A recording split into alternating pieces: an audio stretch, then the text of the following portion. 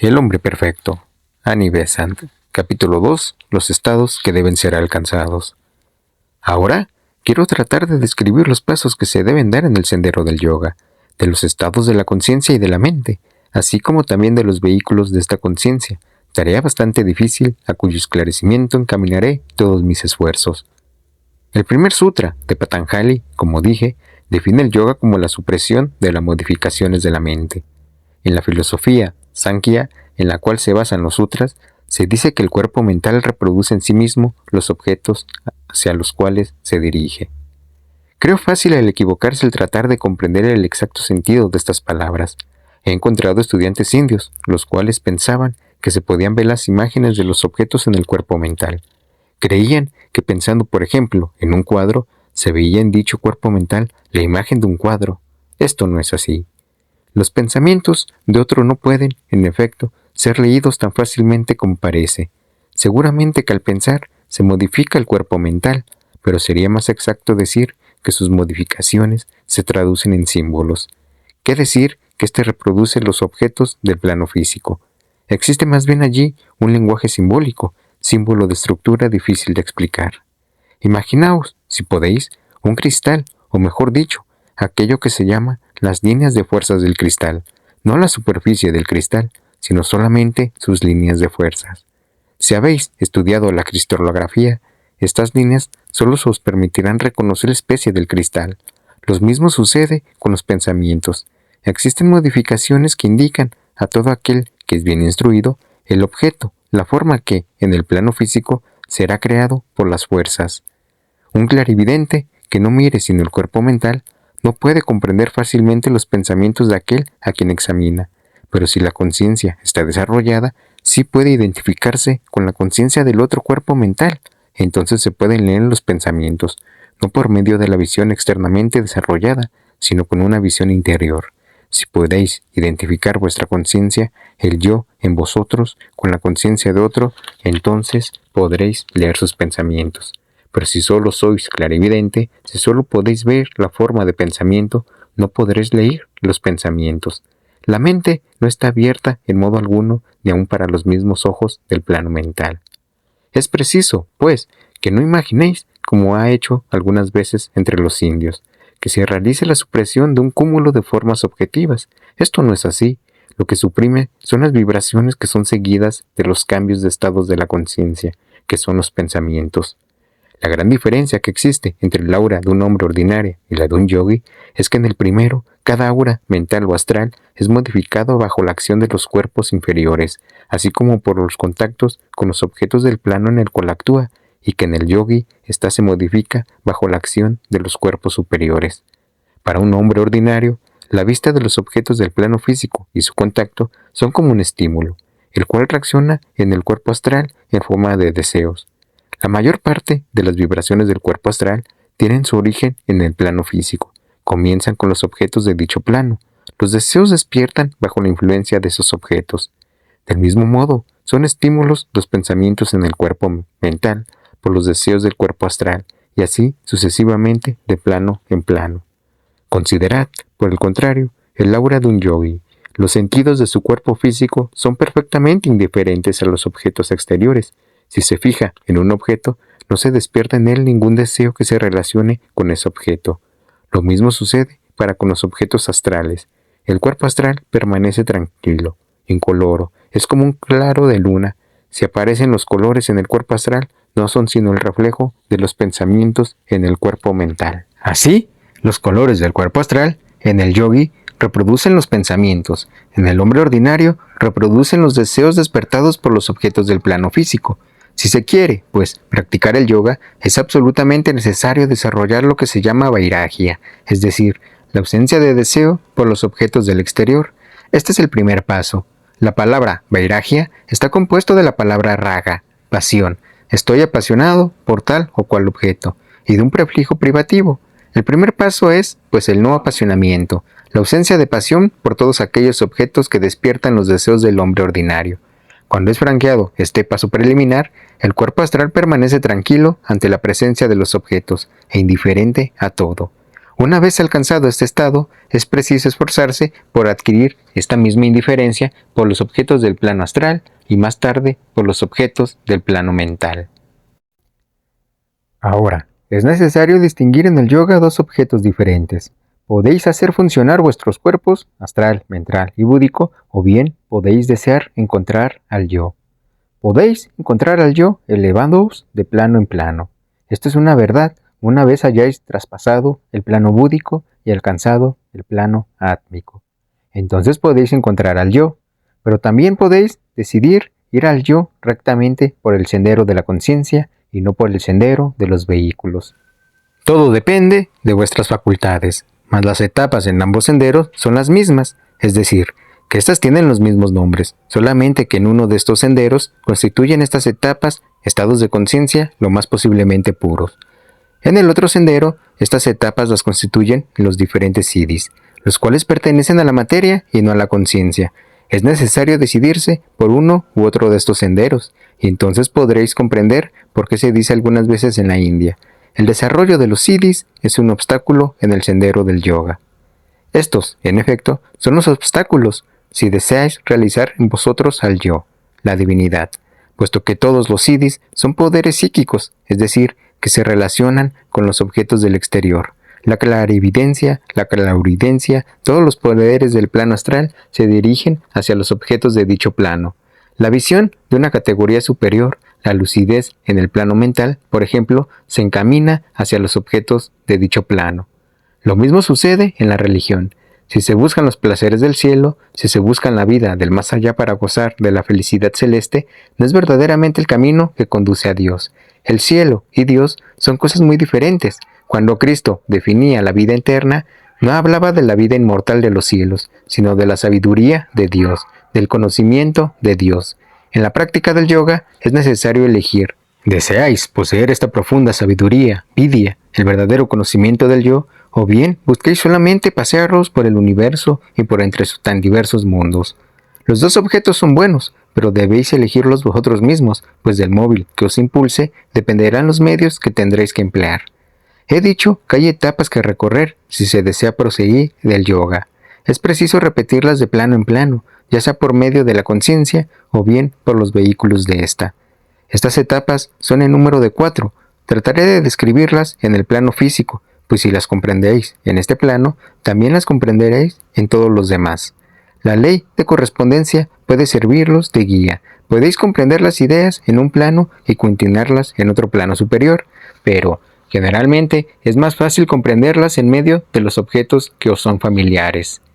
Si estas continuas repeticiones de plano en plano son una labor de la conciencia, es porque ésta retrocede siempre hacia un plano interior o superior. Prefiero decir interior, puesto que las cosas no están las unas por encima de las otras.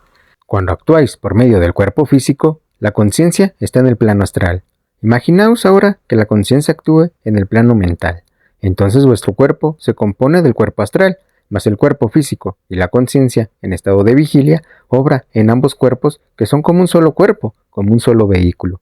Elevad aún más alto la conciencia, en el plano búdico, por ejemplo. Entonces, el cuerpo mental, el astral y el físico no constituyen sino un solo cuerpo, y la conciencia de vigilia, la conciencia diaria, es la que actúa en estos tres cuerpos. Si podéis elevar vuestra conciencia hasta el plano átmico, al nirvana, tendréis la conciencia del adepto. Para este, los cuerpos búdico, mental, astral y físico no constituyen sino un solo gran cuerpo, en el cual actúa su conciencia en estado de vigilia, su conciencia diaria. Esta se mueve en estos 4 planos inferiores con perfecta unidad. Vosotros no veis sino en el plano físico. Para vosotros, el plano astral es el plano de los sueños. Para el adepto, el plano de los sueños es aquel que está por encima del plano búdico. El plano de su conciencia ordinaria es el plano compuesto de 4 planos externos inferiores. La unión de estos cuerpos no constituye sino una unidad en la cual obra su conciencia. El adepto no tiene necesidad de retirar su conciencia del cuerpo físico, a fin de ver en el plano astral, ni retirarla tampoco del plano astral para ver en el plano mental, ni del plano mental para ver en el plano búdico. El adepto lo ve todo en el mismo instante. Sin embargo, puede encontrarse por un momento en un plano determinado, pero solamente de la misma manera que percibís vosotros por medio de vuestra vista ordinaria. En este momento estoy viendo claramente este cuadro. También veo, asimismo, el auditorio que me rodea, pero lo veo de una manera confusa, vaga, puesto que mi atención está más particularmente fija en el cuadro. Del mismo modo ve el adepto en todos los planos, mas él no ve todos los objetos con la misma claridad con que vería un objeto de un plano determinado hacia el cual dirigiese su atención. Todos estos planos no constituyen para él sino un solo plano. Así, el adepto ve a la vez todos los objetos de todos los planos de la misma manera que en esta sala puedo ver yo todo el auditorio, mientras que mi atención puede estar fija en un cuadro. Así pues, el yoga no hay sino dos cosas: prana, la conciencia, y pradhana, la materia. Para el yogi son todos los cuerpos considerados como un solo cuerpo por debajo del centro de su conciencia. Así, ha podido ascender de plano en plano, a medida que su conciencia se eleva en cada plano superior. Todos los otros planos se confunden en el plano exterior, el plano del no yo, identificándose siempre la conciencia con aquel plano en que encuentra al yo. Así pues, vosotros mismos podéis saber el plano en que os encontráis, preguntaos, ¿qué es para mí el yo? Cuando hablo del yo, ¿qué quiero decir con esto? Seguramente no es vuestro cuerpo físico. Vosotros estáis más allá de esta idea, no os identificáis ya con el cuerpo físico. Sabéis muy bien que existe en vosotros un algo que dice, mi cabeza, mi mano, mis ojos, un algo que habla, que considera los cuerpos como instrumentos, como un utensilio, pero no como el yo. Vosotros no vivís en la conciencia física, esta es vuestra subconsciencia. La conciencia de las células de vuestro cuerpo no es en modo alguno vuestra conciencia. Vosotros no podéis seguir el proceso de la vida íntima de las células que integran vuestro cuerpo. El adepto puede hacerlo a voluntad, pero vosotros no. Por el momento habéis perdido esta conciencia y todas las funciones de esta vida física se realizan para vosotros sin la correspondiente conciencia. Si vuestro cuerpo está en estado de salud, las funciones vitales prosiguen su regular funcionamiento. En verdad sois vosotros los que guiáis al cuerpo. Vosotros no os dais cuenta de ello, pero sin embargo es vuestro yo, quien dirige todas las funciones de la vida orgánica. Por lo tanto, no es para vosotros esta la conciencia en estado de vigilia, la conciencia diaria. Generalmente sois hombres y mujeres cultos, por lo tanto, cuando vuestra conciencia está en su centro, actuáis en el plano astral. Esta conciencia en el plano astral es una conciencia de acuerdo con la cual es preciso trabajar, pero vosotros trabajáis en el plano físico. ¿Queréis identificarlos con esta conciencia o bien queréis identificarlos con la materia del plano astral? Si queréis desarrollar los siddhis, es decir, los poderes psíquicos, más allá de la conciencia que trabaja en el cerebro y en el sistema nervioso, es preciso por el momento que os identifiquéis con la materia del plano astral. Es necesario que con la ayuda de la imaginación os forméis una idea de la constitución del cuerpo astral, identificarlos con este cuerpo y vivir en él. Imaginaos todos los objetos del plano astral en vuestra meditación, y poco a poco veréis y oiréis en dicho plano, puesto que, identificando la conciencia con el vehículo astral, todos los sentidos de este vehículo comienzan a organizarse. Si cada día en vuestras meditaciones os identificáis con la materia del plano astral, poco a poco se elevará vuestra conciencia del plano mental como centro y se servirá del cuerpo astral, del mismo modo que en este momento la conciencia astral se sirve del cuerpo físico. Pero, ¿cuáles son las etapas de esa transformación? Existen dos palabras para designar estas etapas en sánscrito, pero yo no me serviré de ellas, aunque sean muy cómodas para todos aquellos que conocen su sentido.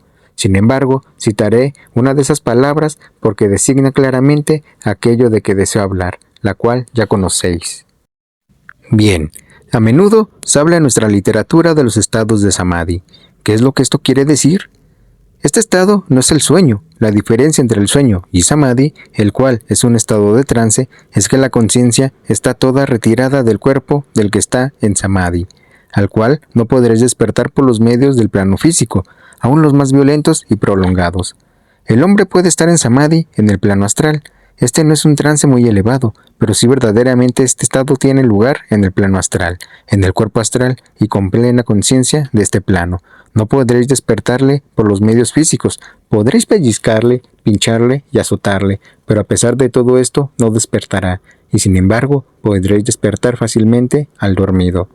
Esta palabra, samadhi, la cual es preciso traducir por trance, es un estado de la conciencia y del cuerpo en el cual no se pueden despertar los cuerpos en cada plano determinado, con los medios que ofrece el propio plano. Si se trata de un samadhi, en el plano mental no se podrá despertar al cuerpo astral, en el mismo plano con medios astrales. Ascendiendo de plano en plano, existe un samadhi para cada uno de ellos, y cuando se habla del samadhi del adepto, del maestro, este samadhi tiene lugar en un plano superior al plano átmico. El adepto, pues comienza su samadhi en un plano superior al plano átmico, pero vosotros y yo podemos comenzar el samadhi en el plano astral, mental o búdico. Esto depende enteramente de la situación que ocupe el centro de conciencia. El samadhi tiene lugar siempre en un plano superior a aquel que constituye el centro de la conciencia.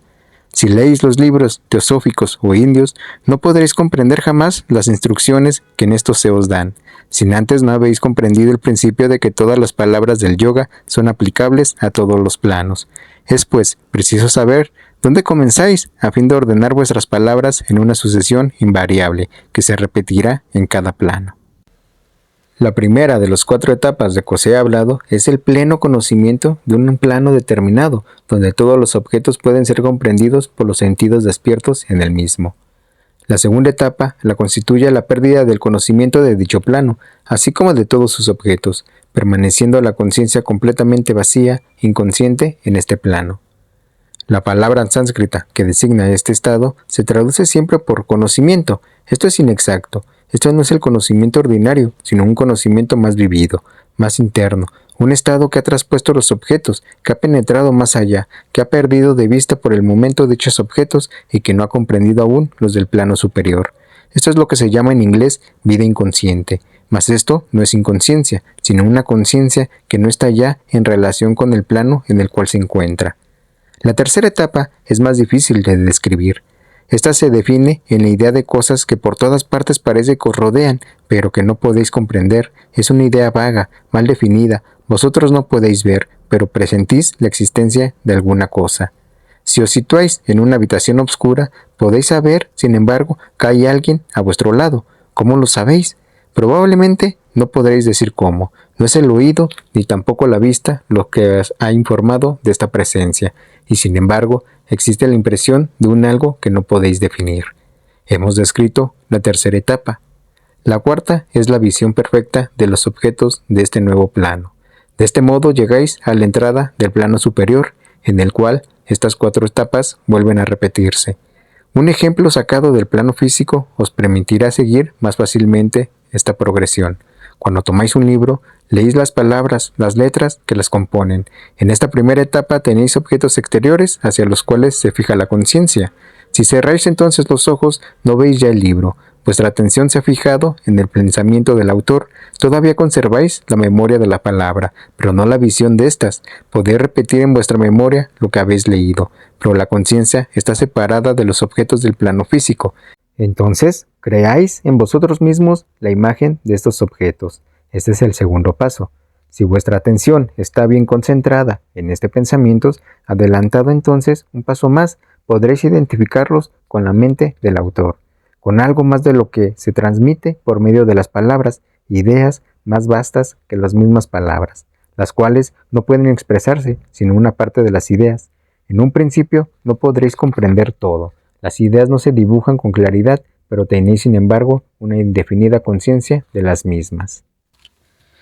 Si después de este tercer paso persistís en la concentración de vuestro espíritu, la oscuridad desaparecerá y obtendréis una perfecta y clara visión de las ideas. Este es el cuarto paso. Podéis comprender esto si por un momento fijáis vuestra atención en el problema geométrico llamado el problema 47 de Euclides. Fijad la atención en las líneas y los ángulos. Cerrad los ojos después y reproduciréis mentalmente estas líneas y las explicaréis. Podéis hacer por una rigurosa lógica la prueba con este problema, conocido de todos aquellos que han estudiado las matemáticas elementales. Pero si os queréis concentrar en esta idea, dejad a un lado las líneas, concentraos en la idea que estas representan, idea de ciertas relaciones universales. Vosotros sentís que hay una idea madre más allá de esas relaciones. ¿Qué idea es esta?, me preguntaréis. No sabéis lo que es esta idea, no la conocéis, a pesar de que la buscáis, pero poco a poco la concentración os diseñará líneas vagas que no podéis comprender en un principio, pero sentiréis la presencia de alguna gran idea más lejana aún, trazada en el mundo del tiempo y del espacio, por medio de las ideas tomadas en el plano físico, en el cual encuentran su expresión por las líneas y ángulos. Si podéis superar esta oscuridad en el cual sentís un algo que no comprendéis, sino vagamente, esta desaparecerá súbitamente y entonces veréis el plano en el cual se dibuja el sistema solar, puesto que verdaderamente esta es la significación de aquellas líneas. Para esto es necesario elevarse por encima de la conciencia concreta y más allá aún de la conciencia abstracta. Es preciso elevarse hasta el plano búdico. Una vez llegados a este plano, lo que era un problema geométrico en la página de un libro se convierte en el plano geométrico del gran arquitecto del universo, que se encuentra encerrado en estas formas matemáticas. Estas son, pues, las 4 etapas, el problema trazado en la página de un libro, las ideas expresadas que se pueden encontrar por una rigurosa lógica, la oscuridad donde se pierde la conciencia por un momento, donde se presiente que existe alguna sublime y grande cosa que no se puede comprender. Luego, el plano inmenso del arquitecto del mundo, el logos que surge de la oscuridad. Esto es lo que vio Pitágoras cuando dijo, he comprendido, he comprendido. Entonces comprendió el plan del divino arquitecto. He aquí cómo se progresa en cada plano. Enseguida, debe repetirse lo mismo en el plano astral. Si os eleváis del plano físico al plano astral, de la manera que os acabo de describir, si os identificáis con la imaginación, que es el poder creador en el hombre, así como con el cuerpo astral y os rodáis de los objetos de dicho plano, si os esforzáis con entera obstinación en mirar estos objetos con los sentidos astrales, vosotros veréis sin duda. Esto es lo que se llama el trance consciente, estaréis en el plano astral. Una vez allí, es preciso reconstruir este plano astral, este plano de los objetos, de las ideas madres que moran en el plano mental. Por esto, la visión de los objetos está en primer lugar, después la concentración de la conciencia, más tarde el vacío perfecto de esta conciencia, y por último, la obscuridad, la incertidumbre, a pesar de la cual percibís alguna cosa que no podéis comprender, y más allá, plena visión en el plano mental. Siempre es preciso, en cada plano, pasar por estas 4 etapas. Visión de los objetos en el plano donde actúa la conciencia. Después, visión de la idea expresada por estos objetos. Más adelante, el presentimiento de los objetos más útiles del plano inmediato superior. Y por último, visión de dicho plano. Cuando habiendo ascendido en todos los planos, se llega al plano búdico. Cuando en este plano encontráis la oscuridad que ya habéis encontrado en los otros planos, mental, astral y físico, entonces entraréis en lo que se llama en misticismo la oscuridad en el sendero, experiencia de todo místico. En las sagradas escrituras de los hebreos se dice, en la montaña donde estaba Dios había nubes que lo envolvían. En los escritos de los místicos alemanes siempre se repetía la palabra nube. En efecto, esta es una experiencia de todos los místicos, de todos los yogis, realizada en el vacío precursor de la visión del plano superior. Así pues, cuando en el plano búdico se siente esta obscuridad, esta incertidumbre que envuelve el alma, en el cual no se puede ver ni comprender nada, pero en cuyo estado se siente, sin embargo, la presencia divina. Entonces, está uno verdaderamente en el umbral de la divina visión. Entonces desaparece la duda, la oscuridad se disipa y se alcanza la visión. Podéis decir que veis a Dios y al ver a Dios veis al yo. Si habéis comprendido estas 4 etapas, comenzad a practicar en el plano físico, puesto que es preciso comenzar por el plano en que os encontráis. Principiad a branquear estas 4 etapas, una después de otra. Hecho esto, os encontraréis en el plano astral. Volved a comenzar los 4 mismos estados en el plano astral y alcanzaréis el plano mental. Después de las 4 etapas del plano mental, alcanzaréis el plano búdico. Una vez traspasado el plano búdico, obtendréis la visión perfecta de la unidad. Podréis identificaros con el yo. He aquí cómo se consigue esta identificación en el sendero de los siddhis, suprimiendo las modificaciones de los objetos que os rodean después de haberlos vivificado. Vivificar la materia, recibir todas las impresiones del plano en que se actúa, Desechar luego todos los objetos. Este es el sendero por medio del cual se desarrollan los siddhis. El sendero que sigue no es un modo alguno el llamado sendero de la devoción, es el sendero del conocimiento. Si quisiéramos alcanzar los mismos estados de conciencia en el sendero del conocimiento, es preciso comenzar por suprimir en vez de vivificar. Si deseáis que despierte la conciencia sin la ayuda de los siddhis, comenzad siempre vuestra labor en el más elevado pensamiento de que seáis capaces en aquel momento. Tratad de suprimir todas las modificaciones de vuestros pensamientos íntimos y en especial de vuestros deseos. Así, puesto que poseéis la conciencia mental, puesto que podéis pensar, debéis identificarlos, por el momento con el pensamiento, mas no con el mundo mental. Así pues, identificaos con el pensamiento más abstracto que podéis crear. Identificaos con la conciencia abstracta y destruir la conciencia concreta, suprimiendo todas las modificaciones del cuerpo astral, así como las del cuerpo mental, el cual responde a los estímulos de los objetos del plano exterior. Este sendero es mucho más difícil, pero menos peligroso que el que os he descrito antes, puesto que es necesario que destruyáis con el pensamiento abstracto los pensamientos concretos. Y entonces, cuando estéis identificados con esta conciencia abstracta, cuando la conciencia inferior ha desaparecido, comienza a despuntar en vosotros los albores de una conciencia todavía más elevada que la inteligencia abstracta, la inteligencia búdica. Es de todo punto imposible permanecer inactivo en el sendero del conocimiento. Si deseáis identificarlos con la más elevada conciencia que hayáis alcanzando, haciendo lo que acabo de decir, y suprimiendo las modificaciones de la mente inferior, os elevaréis poco a poco, y sin esfuerzo, más allá de la conciencia abstracta, puesto que existe una conciencia que comienza a manifestarse, que principia a hacerse sentir. Una vez os hayáis concentrados en la más elevada conciencia que conocéis, no podréis estar concentrados en la mente abstracta, sin que la aurora de otra conciencia más elevada principie a alborear, en el momento que sentís que hay alguna cosa más allá de esta conciencia en la cual estáis concentrados. Es preciso que por medio de un gran esfuerzo alcancéis aquella conciencia que empieza a despuntar, como se ha dicho. Es preciso perder la vida a fin de encontrar la vida. Es una verdad, puesto que existe también en la conciencia estas 4 etapas. Cuando habéis alcanzado la inteligencia, así como la conciencia perfecta, la identificación completa con esa inteligencia abstracta, que es la más elevada para vosotros en este momento, entonces, si queréis decirlos, yo no soy esto, no soy esta mente abstracta, sino que soy un algo que está por encima de todo esto. Entonces poseéis la fe. Es preciso tener fe en algo más allá, en algo que en realidad no conocemos aún, pero que es el yo. Decid, yo no soy este yo que identifico con la mente abstracta. ¿Existe alguna cosa más allá? Estoy seguro de que tengo en mí mismo el sentimiento de que yo no soy esta conciencia. He podido comprenderlo. En este estado es preciso aún desechar esta idea, es preciso lanzarse en el vacío. Este es el segundo paso. Es necesario permanecer en este vacío con una perfecta paciencia. Es preciso rehusar, volver a descender a la mente concreta, a la vida que conocéis.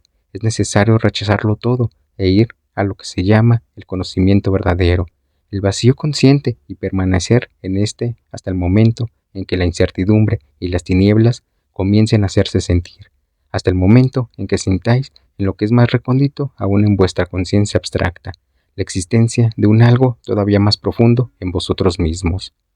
Permaneced entonces en las tinieblas. Esto es indicio de la proximidad de la victoria. Permaneced pacientemente en la oscuridad que circunda al santuario, y un día, no se puede precisar cuándo, la nube desaparecerá y os encontraréis en la cumbre del monte, ante la presencia de Dios, o si habláis en el lenguaje del yogi, ante la presencia del yo, en un vehículo al cual no conocéis aún como vehículo, sino como el mismo yo. Cuando se practica el yoga de Patanjali, ¿qué es lo que queda una vez todas las modificaciones de la mente han sido suprimidas? Existe, dice Patanjali, el yo que mora en sí mismo, en su propia forma. Mas, lo que es importante comprender es que el yo permanece siempre el mismo, que si se identifica por ignorancia con cada vehículo, una vez desechado este, vuelve a identificarse de nuevo con otros inconscientemente, desechando de nuevo este vehículo cuando se ha hecho consciente. Asciende todavía en un vehículo más elevado, pero siempre existe un vehículo cualquiera, y aunque éste sea de la materia más sutil, la materia del plano átmico, siempre será una forma, la forma del yo. Entonces, este permanece en su propia forma. Ahora bien, si se asciende por este sendero tan difícil, puesto que no es posible determinar sus progresos, a no ser por la tranquilidad, la serenidad, la indiferencia hacia todas las cosas que se manifiestan en el candidato. Cuando se siente indiferencia por todo lo exterior, de lo cual puede, sin embargo, servirse, conservando siempre una conciencia aparte, los idis son obstáculos, puesto que la mente va siempre al exterior con los idis, mientras que en este segundo sendero, la conciencia busca siempre en sí misma un yo más íntimo que el yo que ha abandonado. He aquí por qué es tan difícil este sendero. Sin embargo, es posible recorrerlo, pero a condición de poseer la cualidad que hemos denominado fe. Pero, ¿qué es la fe? Algunas veces se responde a esta pregunta. La fe es la credulidad. No, la fe es una certeza innata de la existencia del yo. Esta certeza es más elevada que la razón. He aquí la verdadera fe. Esta fe no es opuesta a la razón, sino que está por encima de ella, y habla con voz imperativa a la cual nadie puede resistir, voz elocuente que no admite contradicción, y que dice, yo sé. Es la verdad suprema, y es necesaria tener fe en esta voz interior que se proclama eterna existencia, imperecedera. Sin esta fe no se puede atravesar el inmenso vacío en el cual no se es consciente de nada, excepto de que se existe. Este es el primer sendero del Raja Yoga. Es un sendero difícil en verdad, como podéis comprender. Aquel otro sendero, por el cual se asciende de plano en plano, por medio de la materia de los mismos, es también un sendero del Raja Yoga. Si se emprende el sendero más difícil, el de la conciencia del yo, entonces, cuando se llega a los planos búdicos y átmico, todos los siddhis se ofrecen al yogi como servidores. Estos les pertenecen, puesto que todos los poderes de la materia están a disposición del alma, de la conciencia libertada. No es necesario para el yogi que ha seguido este sendero cultivar los siddhis. Todos ellos son sus servidores y se le ofrecen. Aquí estamos, dicen, sírvete de nosotros como quieras. Así pues, aunque este sendero sea muy largo y difícil, todo se haya conquistado al fin de la peregrinación. Por consiguiente, su recorrido solo es una simple cuestión de tiempo. Mas yo os ruego, elegid entre ambos senderos, pues es necesario no confundirlos. Si rechazáis los siddhis, es preciso hacerlo por una razón para vosotros comprensible, y no por un prejuicio ciego o poco razonable, diciendo, no quiero servirme de los siddhis, sin poder dar la razón del por qué no os deseáis poseerlos.